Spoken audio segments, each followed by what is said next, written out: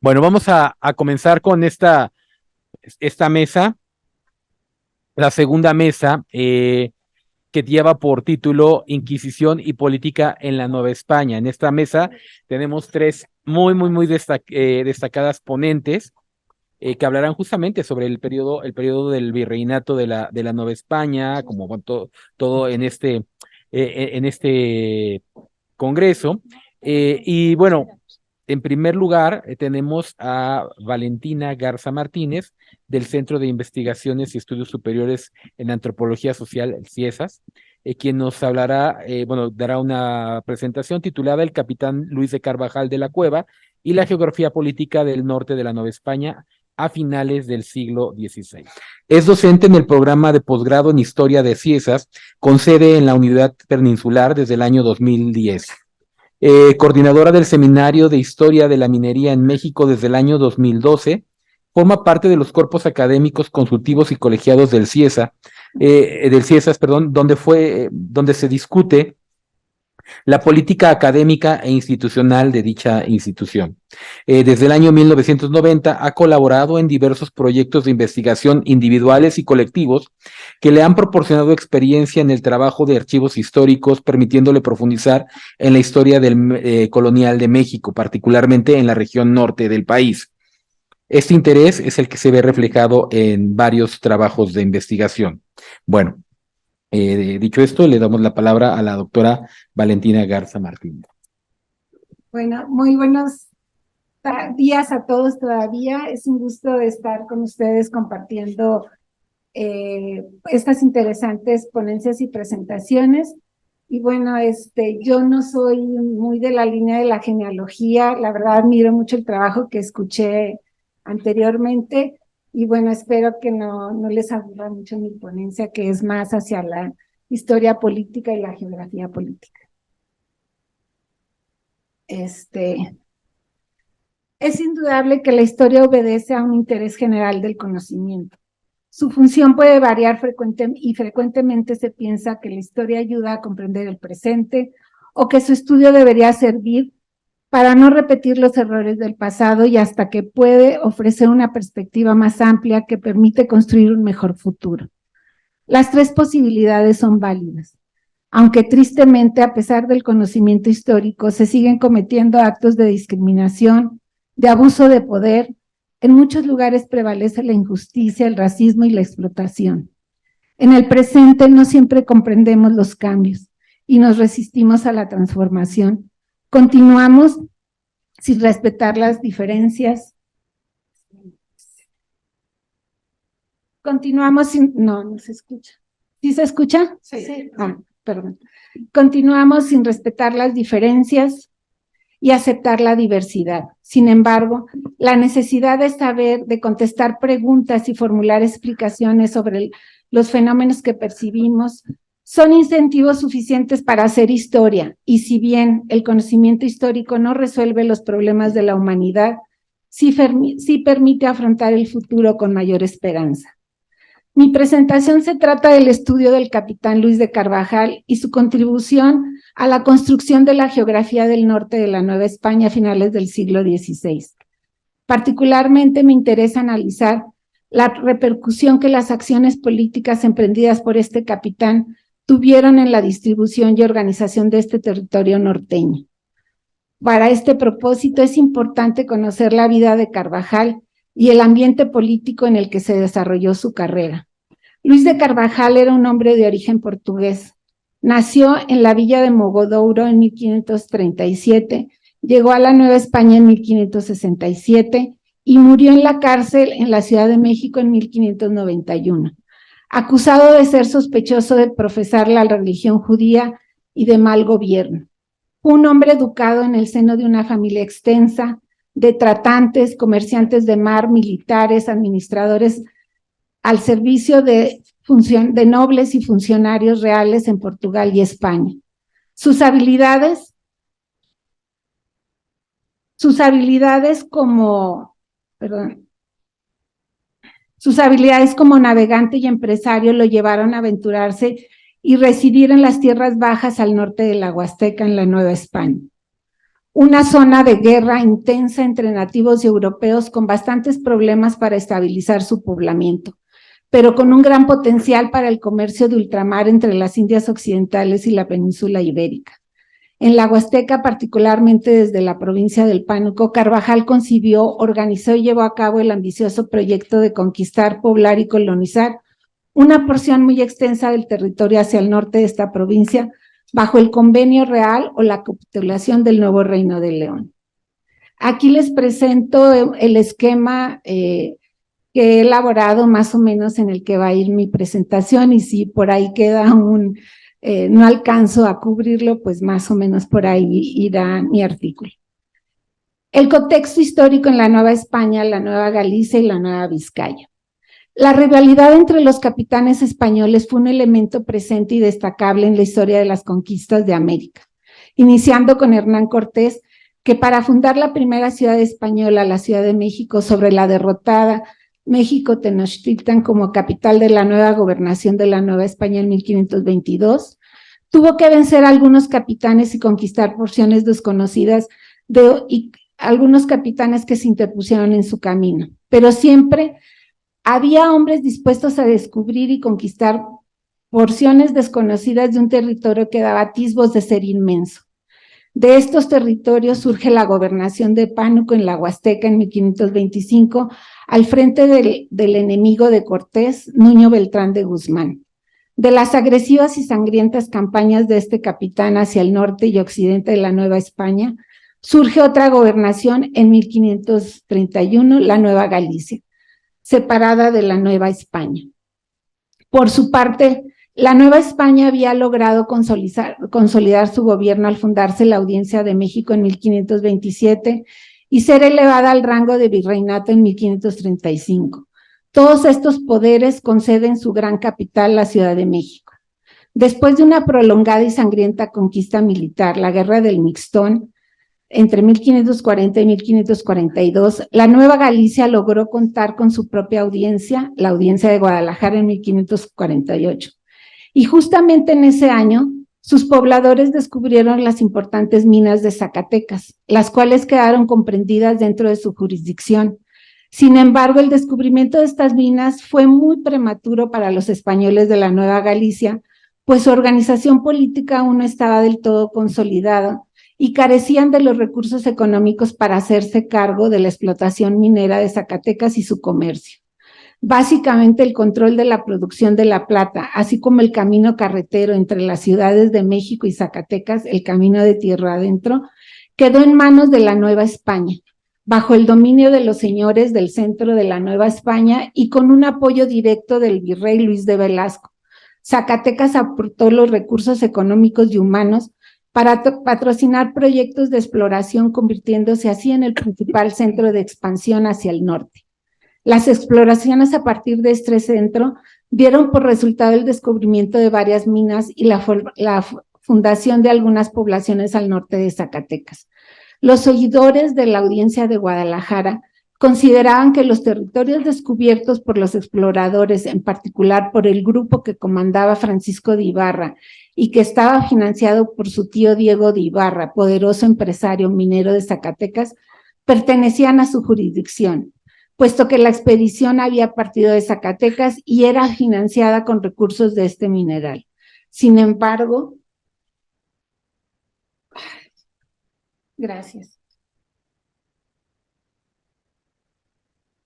Sin embargo, los Ibarras no estaban conformes y con el apoyo del virrey consiguieron en 1562 la creación hacia el norte de una gobernación independiente, la Nueva Vizcaya. Con ello lograron frenar en parte el avance de la Nueva Galicia y desvincularse de cualquier compromiso con sus autoridades. A pesar del predominio de los poderosos de la sede del virreinato, las autoridades de la Nueva Galicia lograron reclamar algunos descubrimientos mineros hacia el noreste, entre ellos el Real de Mazapil en 1568. Aquí es donde la historia de Luis de Carvajal se vincula con el norte y surge años más tarde el proyecto del nuevo Reino de León. El gobierno y la audiencia de la Nueva Galicia tenían grandes esperanzas en que estas minas, sobre todo las de Mazapil, llegarían a ser tan ricas como las de Zacatecas y para aprovechar los recursos mineros, escapar del control del comercio de la Ciudad de México y separarse del camino real o el camino de tierra adentro. Desde 1569 se plantearon la necesidad de abrir nuevas rutas a través de la Sierra Madre, con otros caminos que conectaran las minas, la provincia de Pánuco y el puerto de Tampico, en las costas del Golfo de México. Se podría sacar la plata hacia España e introducir las mercancías que venían de Europa sin pasar por la Ciudad de México. Este plan tenía el apoyo y beneplácito del virrey en turno Martín Enríquez de Almanza, y Carvajal se concentró en ello. De ahí surge su expedición de 1572-1573 como encargo especial del virrey, pero con recursos de Carvajal. Por eso Carvajal llegó hasta Mazapil y no a Zacatecas. La Nueva Galicia tenía la esperanza de recuperar o ganar independencia económica y política frente a la Nueva España. Desafortunadamente no logró liberarse del todo de esta intervención. Ahora vemos la Huasteca y es como el punto de partida para Carvajal en el contexto de la expansión hacia el norte y su viaje de descubrimiento de 1572 a 1573. La Huasteca es una gran área del noreste de México entre las llanuras costeras del Golfo de México y la Sierra Madre Oriental, irrigada por importantes cuencas entre el río Papaloapan y el río de Sotolamarina, que cuenta con una impresionante diversidad biológica y cultural. En la época prehispánica la habitaban varios estados o señoríos indígenas, algunos de ellos independientes y otros ligados a los centros de civilización del altiplano que tributaban a la Triple Alianza. En esta gran área cultural, con una biodiversidad asombrosa, convivían una nutrida variedad de grupos étnicos: los Tenec, Nahuas, Pames, Otomíes, Huachichiles, Totonacas, Chichimecos, hablantes de distintas lenguas. La Huasteca, a pesar de ser reconocida como parte del conjunto llamado mesoamericano por sus complejas civilizaciones indígenas, con desarrollo agrícola y vida sedentaria, era una zona de transición hacia los territorios septentrionales donde imperaban los grupos de cazadores-recolectores con una vida nómada, de tal forma que en algunas zonas de la Huasteca convivían sedentarios y nómadas y no siempre de manera pacífica. La Huasteca en la desembocadura del río Pánuco fue de las primeras áreas de contacto entre españoles e indígenas en el continente americano.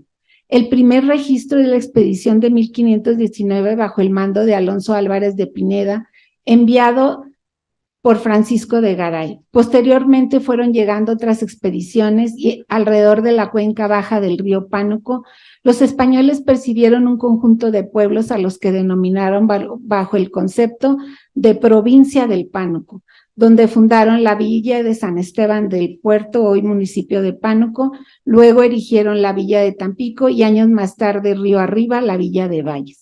Lo que interesa en esta exposición es contextualizar el espacio al que Carvajal llegó y del cual partió para emprender su proyecto de colonización y conquista del nuevo Reino de León.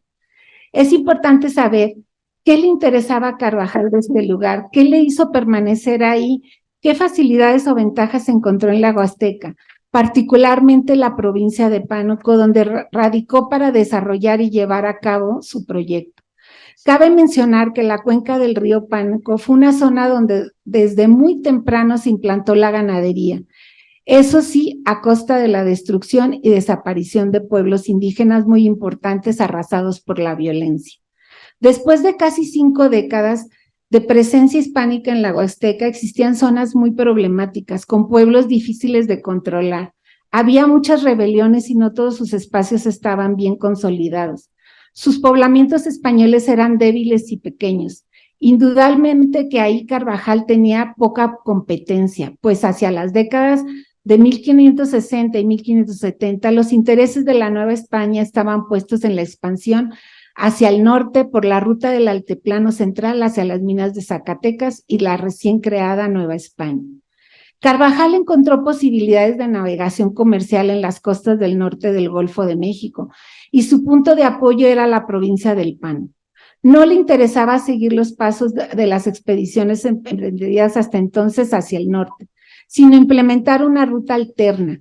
Él y el virrey Enrique se cuidaron de no mencionar ninguna de las minas hasta entonces descubiertas por los capitanes de Zacatecas y la Nueva Vizcaya, como el principal objetivo de la expedición que organizaron en 1572. Para este plan se anunció el propósito de descubrir un camino entre Pánuco y las minas de Mazapil, recién descubiertas en 1568 y adjudicadas a la gobernación de Nueva Galicia, cuyas autoridades se mostraron en muchos momentos como aliadas de Carvajal. Es en este viaje de 10 meses o más, Carvajal demostró estar versado en la navegación y en asuntos militares. No hubiera logrado el recorrido entre Pánuco, Zacatecas, Mazapil, traspasar la sierra y regresar a Pánuco de no haber contado con suficientes conocimientos y un equipo competente, quizás hasta un cosmógrafo con cuyas mediciones probablemente se realizó el mapa de esta expedición que hasta ahora no ha sido encontrado. El tiempo corría rápido y Carvajal tardó en volver a los espacios que descubrió al norte de Mazapil, y la abra para que carretas y carros pudieran cruzar la Sierra Madre Oriental. Un viaje a España entre 1574 y 1575 y el involucramiento en las campañas contra algunos pueblos de la Huasteca retrasaron su regreso al norte. En 1575, Carvajal encontró la Huasteca en medio de una guerra intensificada. Los pueblos al norte y este de la Huasteca estaban fuera de control. Debido a esto, en 1576 recibió una comisión del virrey Enrique para pacificar estos pueblos a lo que no se pudo negar. Mientras tanto, el gobierno de la Nueva Vizcaya logró penetrar hacia el noreste en la zona descubierta por Carvajal, con soldados y funcionarios leales a su grupo, y para 1577 ya se le habían adelantado a Carvajal, poblando y reclamando el descubrimiento de varios valles, aunque muchos de ellos mal poblados. La capitulación de Carvajal y sus preparativos. El gobierno español trató de imponer la firma de capitulaciones como un requisito indispensable para la realización de las empresas de conquista en el Nuevo Mundo. Mediante esta autorización formal, se buscaba controlar el rumbo de la conquista. En la práctica, no todas las empresas se suscribieron a esta regla.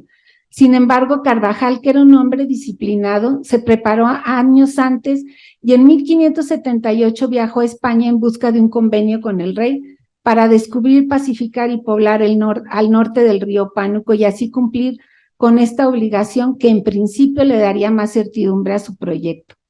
La delimitación de la capitulación firmada el 31 de mayo de 1579 se basaba en la información que Carvajal había proporcionado sobre la expedición que realizó en la provincia de Pánuco y las minas de Mazapil entre 1572 y 1573.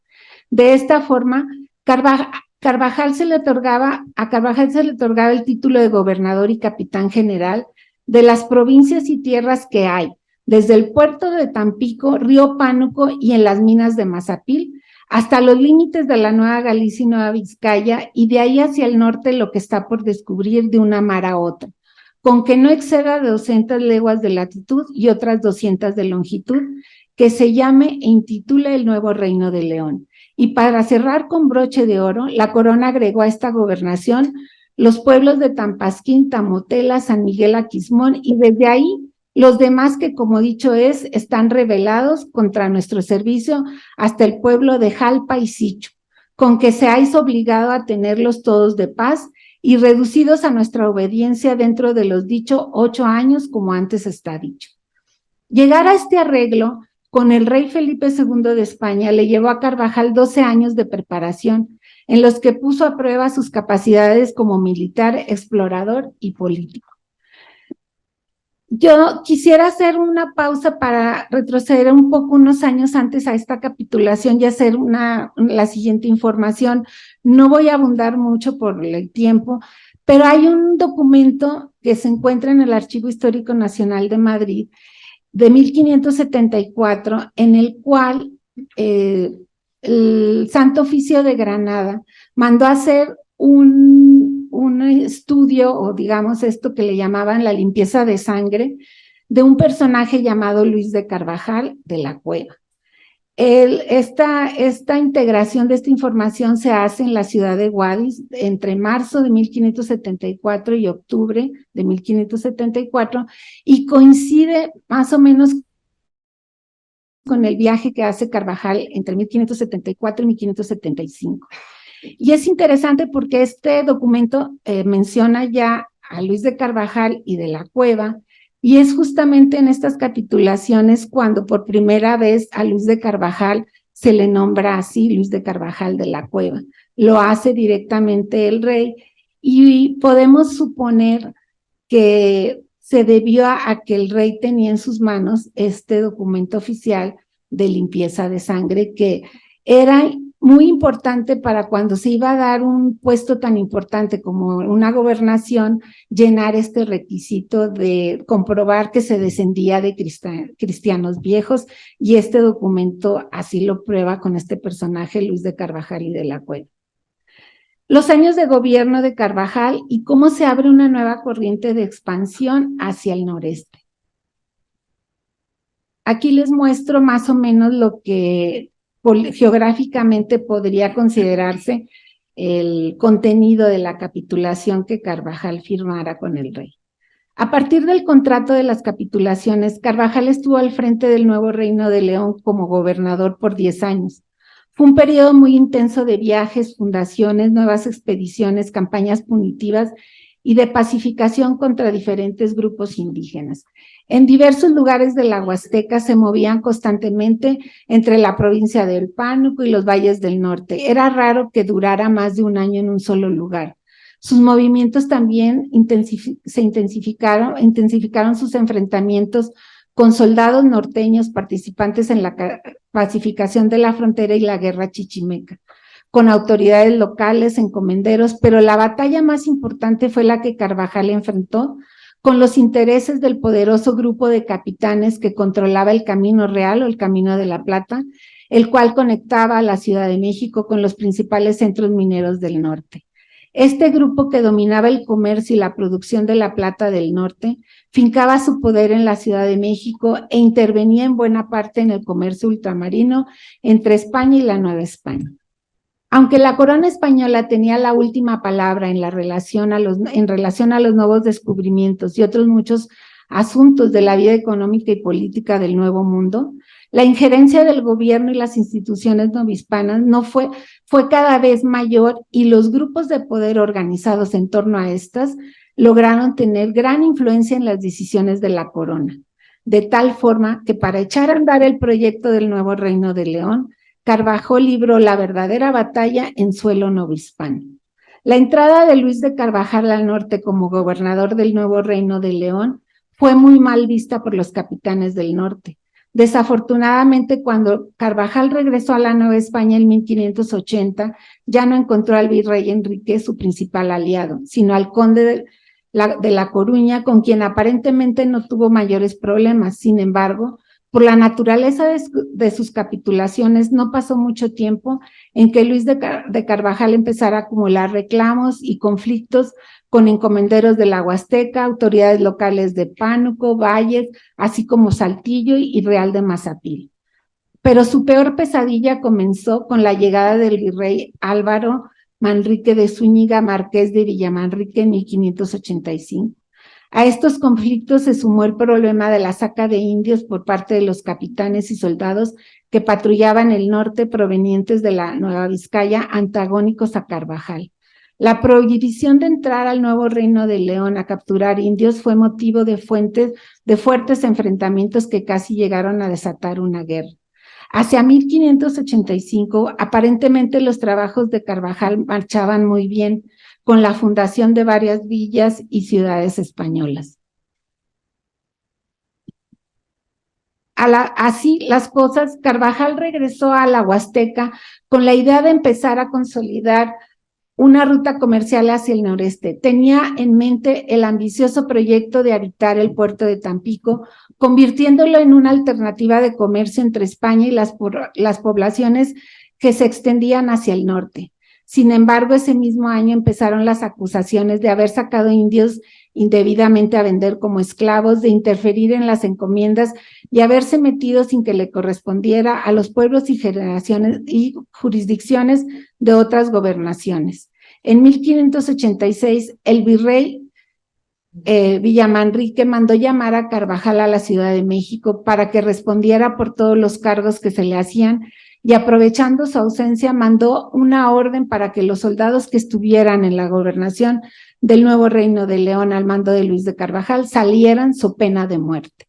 Al enterarse de estas noticias, Carvajal dejó la Ciudad de México y se dirigió hacia el norte, desobedeciendo las órdenes del virrey de no abandonar la ciudad. Carvajal se dirigió a la ciudad de Guadalajara y pidió a las autoridades levantar un informe sobre sus servicios al rey como gobernador del nuevo Reino de León, recibiendo ayuda de los oidores. En esta relación, Carvajal puso énfasis en su política de justicia y buen tratamiento hacia los indios que había pacificado. Además, acusaba a los alcaldes mayores de Pánuco, Valles y Mazapil de haberle impedido llevar a cabo el ejercicio de su oficio como gobernador. Era evidente que Carvajal se preparaba para enfrentar a las autoridades de la Nueva España con el apoyo de los de Guadalajara. En 1588, Carvajal llegó al Valle de Coahuila, donde refundó la villa de Almadén. Ahí decidió establecer su nuevo centro de operaciones en el que se congregaran los soldados y familias que estaban dispuestos a seguirlo a la expedición al Nuevo México. Estas medidas disgustaron enormemente al virrey y aprovechando que Carvajal se encontraba fuera de la jurisdicción de la Nueva Galicia, pidió al capitán del presidio de Mazapil ir a prenderlo y por ningún motivo dejarlo escapar hasta llegar a la Ciudad de México. Sigue la caída de Carvajal y cómo es que llega a las, no lo voy a leer, se los voy a explicar rápidamente por el tiempo, pero llega a la cárcel de la corte para ser juzgado por su mal gobierno y sin tenerlo previsto, cae sobre él la acusación de la Inquisición sobre profesar la ley de Moisés. Entonces esto fue para él una gran sorpresa, apresan, este juicio es más o menos conocido en la literatura, es muy sonado, se han hecho muchas publicaciones, pero fue un terrible golpe, para la familia Carvajal, pero sobre todo para él, que ya no pudo más regresar al norte y murió siendo juzgado. No se le comprobó que él siguiera profesando la ley judía, pero sí de sospechas de haber solapado a su familia. Después de este juicio lo regresan a las cárceles de la corte para seguirle el juicio de mal gobierno, pero él muere en ese momento. Entonces, bueno, pues es hasta aquí mi colaboración y pues muchas gracias.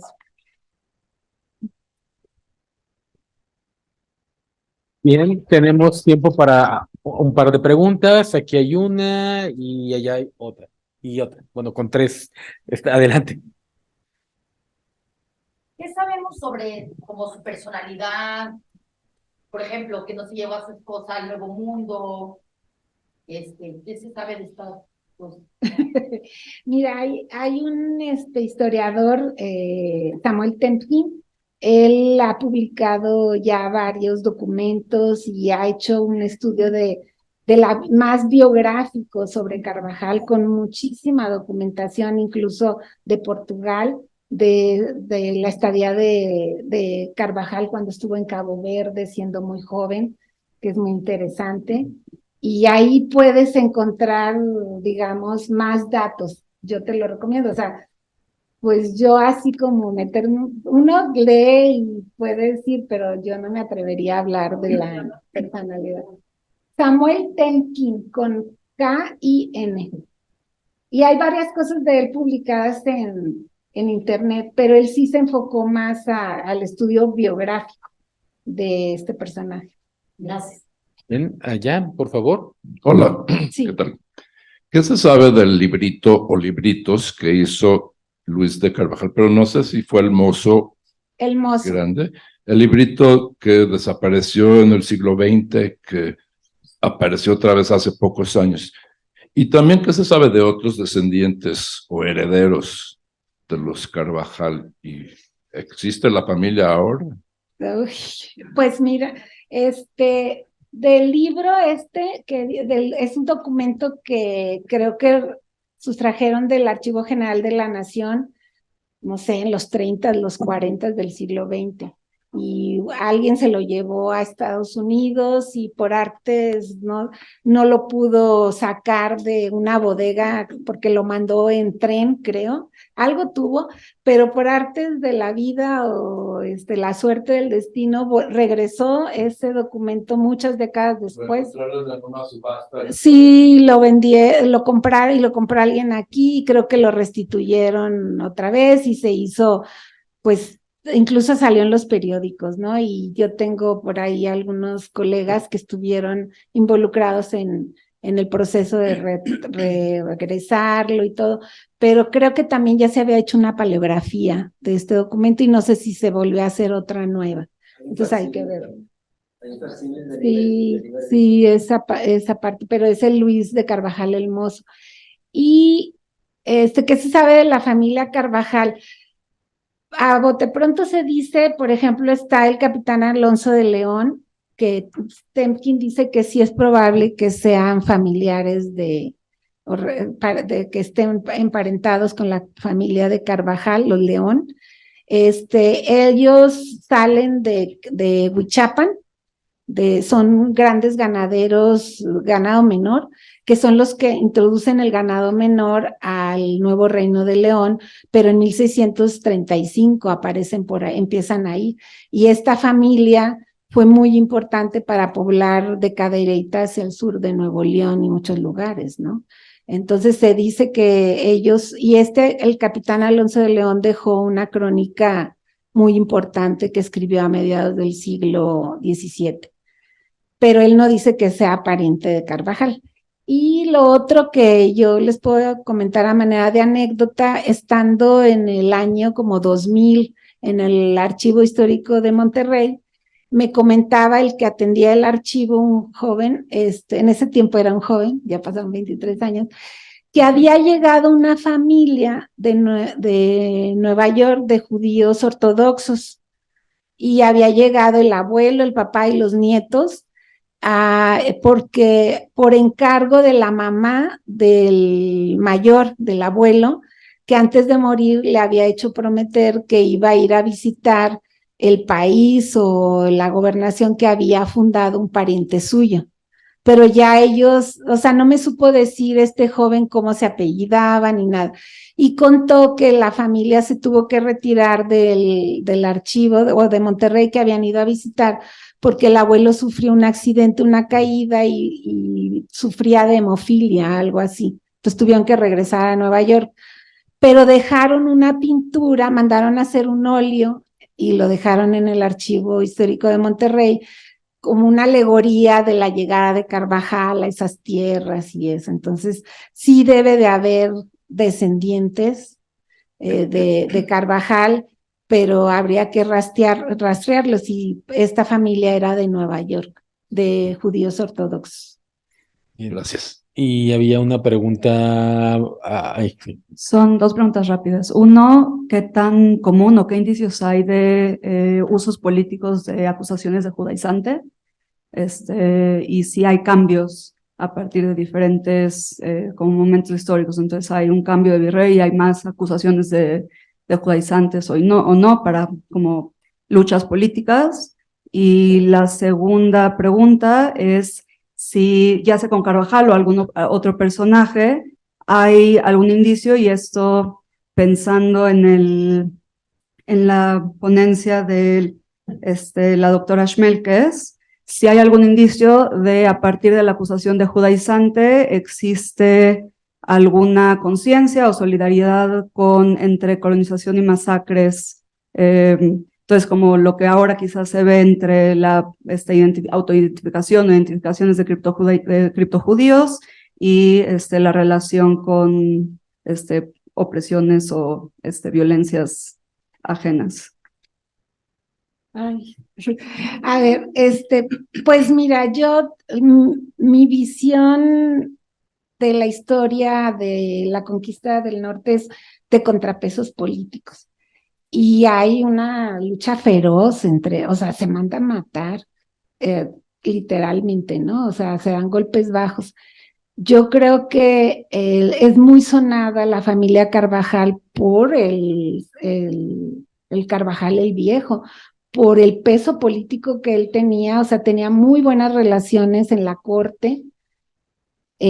Aquí tenía grupos que lo apoyaban, pero pues se cambiaban las autoridades, ¿no? Y le tocó la mala suerte de que llega gente que está apoyando, o sea, es muy evidente el grupo, digo, pues para nadie es sorprendente el peso que tiene la Ciudad de México en el país, y viene desde entonces, ¿no? Estos grupos dominando todo.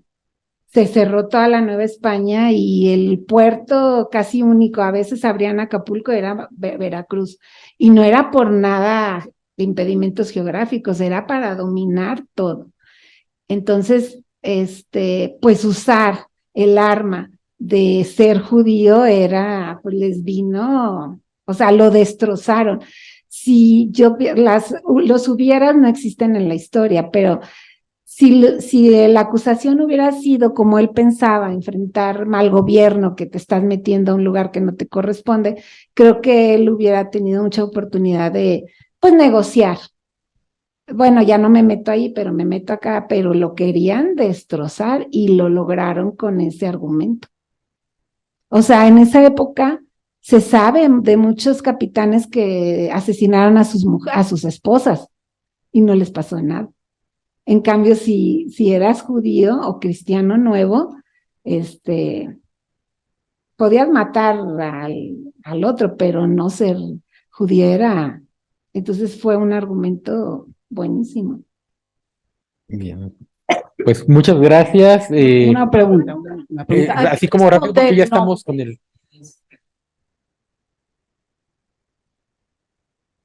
Sí, sí hay. Ay. Estamos ya con el tiempo así un poco. Mira, Sí. yo hice mi tesis doctoral la hice en el 2002, no la publiqué, pero te la puedo pasar en ese trabajo que ya hace más de 20 años, ahí hago la relación de los que se van al norte, al lago Azteca, a Taxco, de la gente que anduvo con él, entonces ya hay más preciso, si andas buscando algún dato, ahí dejo muchos datos de muchos personajes y familias.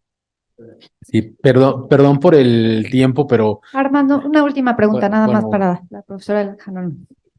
¿A qué responde el nombre de Nuevo León? Ah, pues al de Nuevo Reino de León. Es el nuevo Reino de León, ¿de dónde se inspira? Pues Carvajal así lo propone. Sí,